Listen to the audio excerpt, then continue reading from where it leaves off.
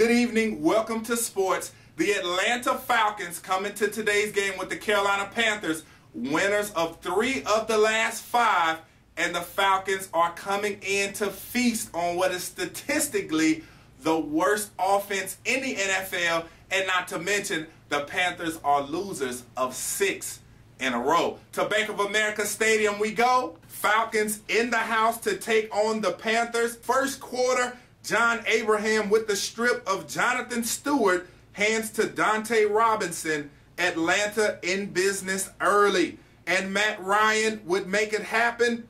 A little bootleg and a little Tony Gonzalez. 4 yards. Falcons on the board. 7-zip. Falcons continuing the hot start. Matt Ryan, long distance to Harry Douglas. 46 yards. And the blood is in the water. Atlanta looking to go up 2 scores in the first quarter. Now, you see the catch again. Great separation on rookie Robert McClain. And that would set up the big man, Michael Turner, from 1 yard out. Falcons off and running. The Cats are in trouble. Falcons firing on all cylinders. Here comes the D. Chauncey Davis sacks rookie Jimmy Clausen. Panthers O-line struggling. Atlanta on the move once again, up 10, and Ryan finds his partner in crime, Roddy White, 18 yards, and the Falcons knocking on the door yet again. The effort of Roddy White here shows you why these two have become arguably the best quarterback wide receiver hookup in the league. And the Michael Turner show continues. 3 yards out, 24-7, Atlanta inching closer to that 12th win of the season. Now, the Panthers putting their best foot forward. That foot just isn't very good. Jimmy Clausen tipped by Stephen Nicholas, and Mike Peterson finishes the job, and the window of opportunity steady closing on Carolina. And the final blow would come from the hat trick by Michael Turner, 4 yards out, touchdown number 3, 31-10, Atlanta gets the victory. Panthers 7 straight losses.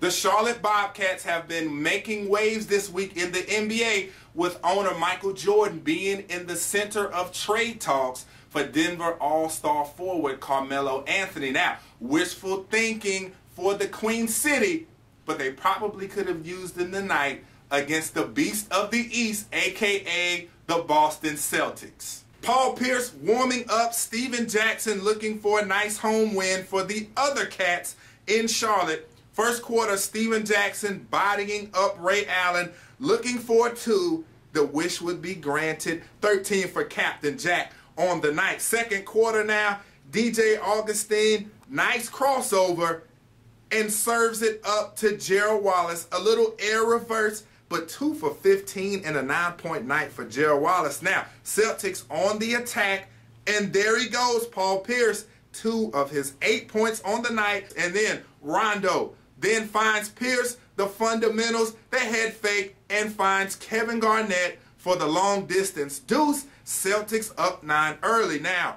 Bobcats looking for an answer. Jackson doing what he can. Nice penetration, and finds Nazir Mohammed, and the Bobcats are keeping it as close as they can. The Celtics, though, getting it going. Allen finds reserve guard Marquise Daniels. Celtics winning at the half, up 10, and then there was a second half. Celtics cracking it open. Rondo tells Allen, go stand in the corner, and Allen responds with the triple. Celtics up 12.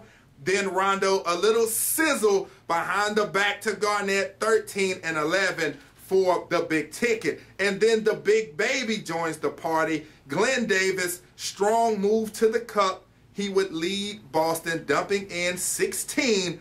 Bobcats fall to 3-6 at home, 93-62. Celtics a winner. The Butler Bulldogs can claim bragging rights over the city of Charlotte, and once again can claim the state of North Carolina. For the 2nd straight year, the Bulldogs are state champions. The Bulldogs finished the season #1 in the state of North Carolina and are #1 in the latest USA Today National High School poll. Congrats to the Bulldogs and Coach Newsom.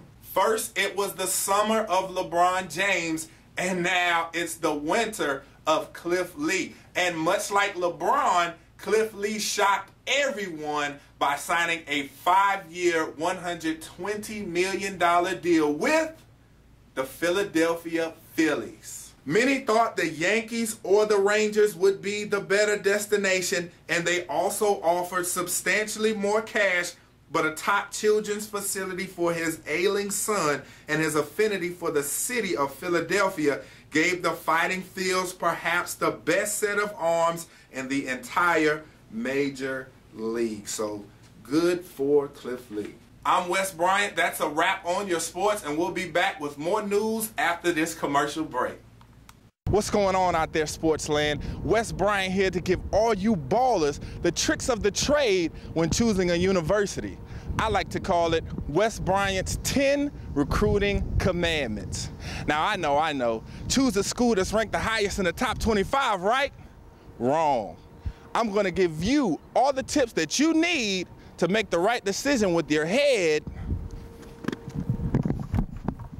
and not with your pads. At home, nobody loves you like mom does, right?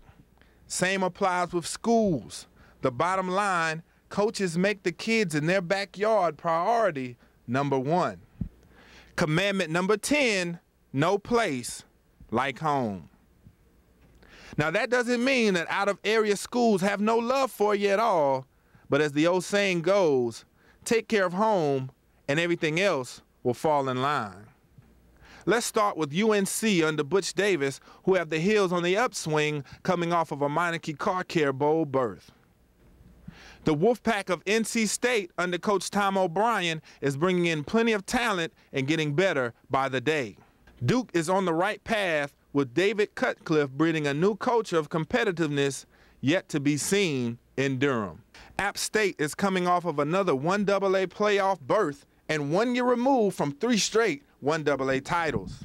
Let's not forget about the East Carolina Pirates, who had major upsets last season of big-time Division I programs, Virginia Tech and West Virginia. And the Wake Forest Demon Deacons, whose program has done a complete 360 with 3 straight bowl games and 3 players chosen in last month's NFL draft. When I say UNCC 49ers, you will usually think of this kind of ball. And now, introducing the new round ball that's taken 49er athletics by storm. 2-time A-10 Coach of the Year Jamie Green took over a reeling program and installed a blue-collar mentality that has taken 49er golf from obscurity to the bright lights of success. Nobody really knows too much about it. I mean, obviously before, but now since we are #1 and we're highly ranked and we're in the paper all the time and we get a lot of exposure, it's pretty cool. I mean, I was at Harris Teeter the other day and some guy just walked up to me and said, "Hey, are you on the team?" I was wearing logo stuff and he said, "Yeah, great playing. It's really cool to see that something from Charlotte is doing so good." The sport's been huge. Obviously, our administration. Anytime you're doing well in the community, anytime you're making good grades, and and then to boot, win a couple golf tournaments, you're going to have a lot of support. Green would rather forget about yesterday's great job and keep it up tomorrow. Freshman All-American Corey Nagy embodies the vision as he methodically climbed his way from afterthought to the superstar of the green. In golf, you can't really expect anything. I think that's one reason why I like to play. We had a very good fall, and we have some confidence going into the spring, but I think we just take that confidence and try to build on it. In this game, what you do on Monday has nothing to do with Tuesday. So they understand that. We've just got to keep focusing on what they need to get better at, recognizing what they do well, and just move forward from there. The 49ers have capped off another spectacular season by winning their 3rd straight Atlantic 10 championship, in addition to also finishing tied for 8th at the NCAA championships. The 49ers have proven once again that they are forced to be reckoned with and plan to be for the coming seasons.